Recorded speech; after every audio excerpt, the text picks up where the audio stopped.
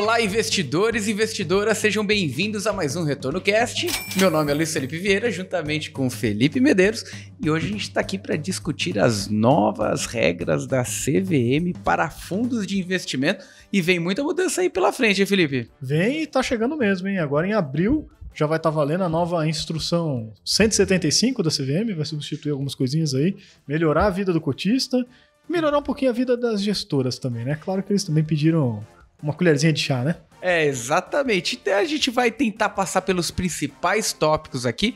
Já é um assunto que a gente já conversou anteriormente, em alguns episódios passados, sobre a distinção de investidores, né? O que é investidor do varejo, investidor comum, do investidor qualificado, do profissional. E parece que cada vez mais a CVM está forçando com que tenha uma equidade, né? Esse mercado tenha equidade e não tenha tanta dispersão, né? É, porque esse é um assunto meio chato mesmo, né? Porque você tem uma disparidade muito estranha assim no sentido de que, o cara que tem mais dinheiro, ele pode correr mais risco porque ele conhece mais. Primeiro que a gente já sabe que isso aí não faz sentido. A gente conhece um monte de investidor cheio da grana que só faz besteira com o próprio dinheiro, né? E investidor, às vezes, que tem bem um patrimônio, né, bem menor, mas tem muito conhecimento que ele gosta, se interessa, estuda pra caramba e tal, então não tem nada a ver uma coisa com a outra. Não, mas o investidor grande ele pode perder porque ele consegue se recuperar, o pequeno não. Também não é verdade, né? A gente sabe que tem pessoas que têm dinheiro que é a aposentadoria da vida e ela não pode perder, porque senão vai acabar com a vida dela. Então é bem polêmico isso. E ainda tem as questões de que a gente sabe que muito investidor, que seria o investidor geral e tudo mais, que não pode aplicar às vezes num CRI, num CRA, né? Ele pode ir lá e fazer trade em cripto, né, em mercado futuro e tal, que é muito mais arriscado, né? Exatamente. Então tem até um amigo meu que ele tá como investidor geral ainda, né? Não chegou no patrimônio e também não tirou nenhuma prova ou qualquer coisa assim, né? Uma certificação para poder virar qualificado. E aí ele tava lá empolgadão que ele viu um CRA de Minerva, né? Empresa de grande porte, AAA, avaliação de rating e tal, mas para aplicar no Minerva era qualificado. Aí ele, como assim, né? Uma empresa de baixo risco, né? Um título nem era tão longo, duration curta e tal. Mas não pode. Mas se ele quisesse fazer trade em Bitcoin, beleza, aí pode. Tá liberado. Aí ok. São essas... Parece que diversas regras elas ficaram na linha do tempo, né? Quando a exigência para você aplicar numa debênture era um volume alto. Hoje o ticket é muito baixo para você aplicar nesse tipo de estratégia, né? Perfeito. E alguns dados da indústria. Então, essa regra ela entra em vigor em abril de 2023. Hoje nós temos mais de 27 mil fundos hoje no mercado, registrados na CVM, CNPJ, e mais de 7 trilhões, na verdade mais de 7,5 trilhões de reais. É dinheiro. Então, é muito dinheiro aí na indústria, então realmente merece um olhar aí mais crítico da CVM para atualizar as regras. Muito investidor competente, mas que ainda não chegou no patrimônio, querendo investir, querendo acessar bons produtos e não tendo acesso, né? Isso melhora a liquidez do mercado. Então vamos lá. O que muda? Principalmente investidor do varejo. Acesso a outros tipos de produtos, iniciando investimento no exterior. A gente já bateu nessa tecla diversas vezes, inclusive a gente falou lá em 2020 que 2021 seria um ano do investimento no exterior e deu certo, a gente falou. Mas o investidor do varejo ainda não tinha essa exposição, não conseguia, tinha uma limitação para investir no exterior e a regra agora ela deixa mais aberto para o investidor conseguir acessar esse mercado que é o mundo inteiro, né?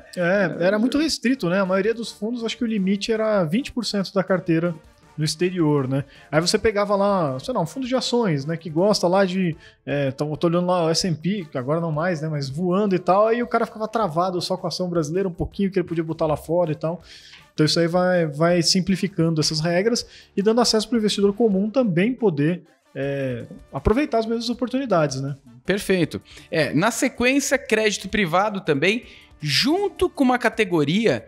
E essa categoria, se a gente pegar, sei lá, 5 anos atrás, 4 anos atrás, que a categoria dos FDICs era muito mal falada, como se fosse só ativo crédito podre, né?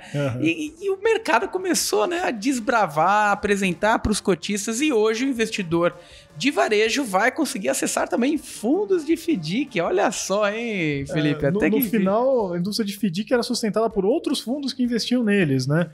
Ainda assim, o investidor, a pessoa física, investe muito pouco em FDIC, é difícil ter acesso e tal. E, de fato, eles acabam tendo um certo risco maior de crédito, né? Porque, bom, nem precisa dizer, né? Quem está acompanhando aí o mercado hoje está vendo que até as empresas aí consideradas AAA e não sei o que estão, né, balançando, tem problemas e tudo mais. Então você imagina que os FDICs muitas vezes existem até para financiar empresas de porte menor, que não conseguem ir lá e emitir uma debênture direto no mercado, né? Então eles vão lá, estruturam toda a operação ali para conseguir financiar essas empresas. Então ela tem um risco de crédito de maneira geral, né? Claro que vai variar de FDIC para FDIC, um pouco maior do que um fundo de crédito privado tradicional. Mas ainda assim, pô, o investidor, pessoa física, também quer ter acesso a isso, né? E agora vai facilitar, né? Perfeito. Não faz algum tempo, na verdade, acho que lá para 2018, que veio a notícia de que o João Amoedo, né, era um mega investidor, mais de 300 milhões em FDIC, né? Uhum. Então, ou seja, as pessoas começaram a abrir os olhos. Pô, o que é esse negócio que esse cara investe? Um ex-banqueiro investindo, né, num negócio como esse. Então, hoje o investidor de varejo vai começar a ter acesso também a partir de abril. Outra questão importante, fundos de cripto, hein, Felipe? Os fundos de cripto também passam a ter uma maior flexibilidade, né? A ter um acesso diferenciado. E que é estranho, né? Porque na física o cara ia lá e fazia o que queria e no fundo não podia, né? Gestor que toma muito mais cuidado, que estuda, que tem isso aqui. Aí não, aí você tá de sacanagem, é muito arriscado, né? Faça por conta, né? Aqui não. Mas o mais legal não é nem essa questão dos fundos de cripto em si, que a gente já tem os que existem, que são 100% focados e tudo mais.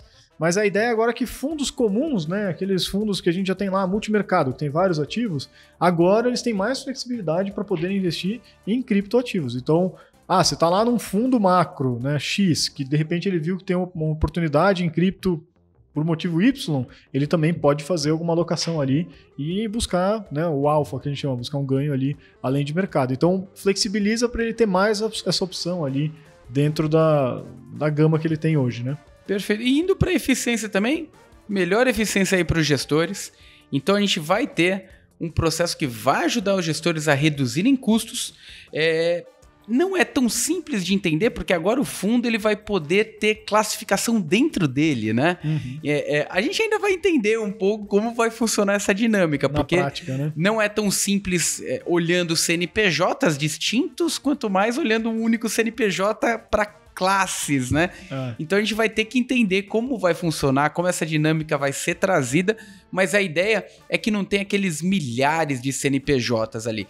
Quando a gente está fazendo os nossos filtros, a gente vai ver quais foram os 10 fundos que mais balançaram, mais perderam dinheiro. Quando você vai ver, tem 9 com o mesmo nome, só tem o finalzinho, né? Banco do Brasil, Itaú, Advisory, Selection. Exatamente. Então, Access, né? essa gama aí de CNPJs, que também é um custo para a gestora, né? Abrir um outro CNPJ, parece que vai ser melhor resumida ali, com menor custo e mais fácil de enxergar. Em contrapartida, a gente ainda não sabe como vai ficar essa dinâmica de visualização, né? Eu não sei ainda se essa questão dos fundos espelho vai diminuir, porque isso a gente já conversou aqui algumas vezes, né? Uma estratégia aí meio maliciosa, vou chamar aqui, das próprias distribuidoras, né? Dos bancos, das corretoras e tal, em fazer uma versão de fundo que só tem ali na casa dela e que você não consegue portabilizar para outro lugar. Isso eu acho que ainda vai continuar, infelizmente. Mas eu acho que a ideia, assim, até que a gente falou de FDIC aqui, é ficar algo parecido com aquilo. Então, quem já investiu em FDIC sabe que você tem cota sênior, cota subordinada, você tem diferentes classes de cotas dentro de um mesmo fundo. Com riscos distintos, Com riscos distintos. Então, geralmente, o sênior é a mais segura. Então, você resgata... se der um problema, né? Os caras que primeiro vão receber o dinheiro vão ser os sêniors, depois vão ser os subordinados e tal. Então, acho que a ideia é mais ou menos essa. Você ter, dentro de um mesmo CNPJ, diferenças ali. Então, eu quero sei lá, vamos pegar aqui um exemplo, você tem o Kinea Atlas e o Kinea Cronos. Você pergunta para a gestora, é mais ou menos a mesma estratégia, só que o Atlas ele tem mais volatilidade. Ele é mais arriscado, busca um retorno maior, e o Kinea Cronos ele é mais calminho, né? Então é como se você pudesse juntar esses dois fundos num só, aí ter a cota mais arriscada e a cota mais tranquila. Então acho que na prática vai ser mais ou menos esse exemplo é bem legal. Né? Se você colocar ali no comparador de fundos da Mais Retorno, se você olhar a correlação do Kinea Cronos com o Kinea Atlas, é 100.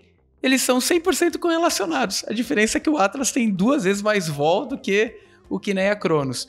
Então, é um negócio legal que a gente está ainda entendendo como vai funcionar a dinâmica.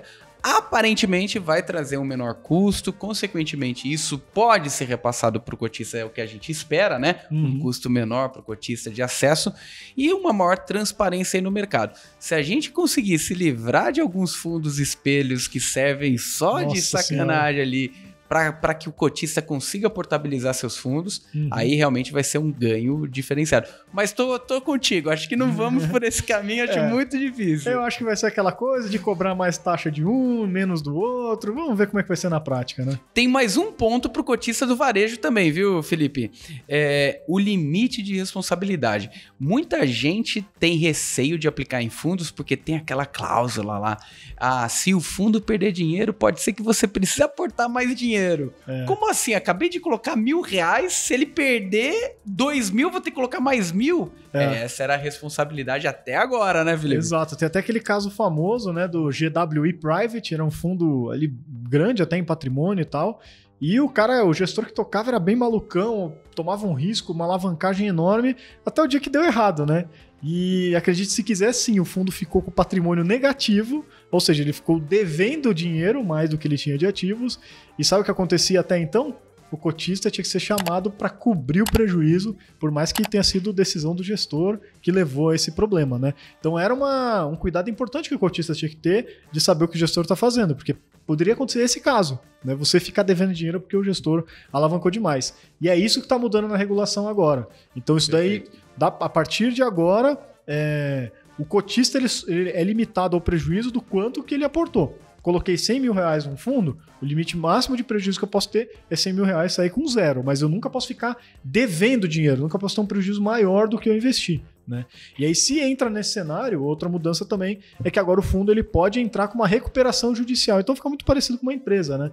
Então, o patrimônio ficou negativo ali, não consigo pagar, né, o valor ali que eu alavanquei e tudo mais, as contas que eu assumi, né, com esse fundo. Então eu vou lá, entro na justiça e falo, vamos negociar um prazo, vamos negociar uma estratégia de como eu vou recuperar esse dinheiro aí para pagar todo mundo, etc e tal, né? Então muito parecido com o que a gente está vendo aí com algumas empresas hoje. Né? Perfeito, possivelmente o fundo vai ter que entrar com garantias ali próprias, né, ou dos sócios do fundo, ou do próprio fundo ali. Vamos ver como isso desdobra, mas traz mais segurança aí pro cotista, né? Perfeito. E conta aí pra gente, o que você tá achando aí dessas mudanças da CVM? Se você tiver alguma dúvida, alguma crítica, sugestão, mande pra gente também no retornocast@maisretorno.com ou deixa aqui nos comentários aqui do YouTube. Muito obrigado, até a próxima. Valeu, pessoal, um abraço.